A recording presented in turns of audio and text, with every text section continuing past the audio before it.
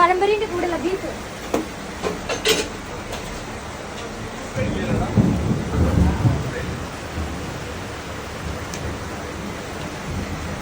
അപ്പൊ നമുക്കിന്ന് പഴംപൊരിയും ബീഫും കഴിക്കാം കേട്ടോ.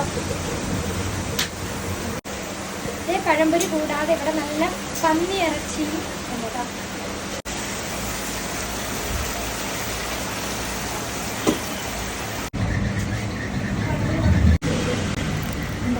സ്വയംഭൻ പഴംപൊരിയും ബീഫും.